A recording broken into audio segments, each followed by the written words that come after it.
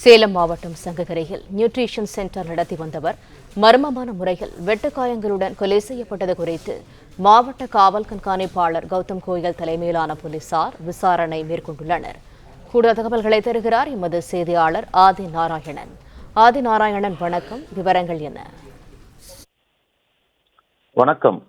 சேலம் மாவட்டம் சங்ககிரி அருகே உள்ள பக்காளியூர் அருவங்காடு பகுதியைச் சேர்ந்த ராஜேந்திரன் என்பவர் சங்ககிரியிலிருந்து திருச்செங்கோடு செல்லும் சாலை ஸ்டேட் பேங்க் அருகில் தனியாக வீடு வாடகைக்கு எடுத்து நியூட்ரிஷன் சென்டர் நடத்தி வந்துள்ளார். இவருக்கு மனைவி மற்றும் ஒரு மகனும் ஒரு மகளும் உள்ள இந்நிலையில் சுமார் 20 ஆண்டுகளுக்கு முன்பு கணவன் மனைவிக்கிடையே ஏற்பட்ட குடும்ப தகராறு காரணமாக விவாகரத்து பெற்றதாகவும் கூறப்படுகிறது. மேலும் ராஜேந்திரன் சுமார் 10 ஏக்கர் நிலம் சம்பந்தமான பிரச்சனைகள் இருந்து வந்ததாகவும் இதனால் கடந்த 2 ஆண்டுகளுக்கு முன்பு அவரை சிலர் தாக்கியதாகவும் இது குறித்து சங்ககிரி காவல் நிலையத்தில் வழக்கு பதிவு செய்யப்பட்டதாகவும் கூறப்படுகிறது.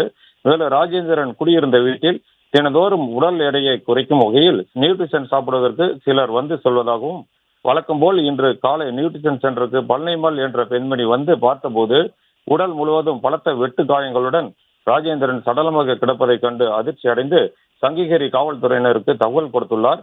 அதன் பேரில் மாவட்ட காவல்துறை கண்காணிப்பாளர் கௌதம் கோயல், சங்ககிரி டிஎஸ்பி சிந்து ஆகியோர் தலைமையிலான காவல்துறையினர் சம்பவ இடத்திற்கு விரைந்து வந்து சடலத்தை மீட்டு பிரேத பரிசோதனைக்காக சேலம் அரசு மருத்துவமனைக்கு அனுப்பி வைத்தனர்.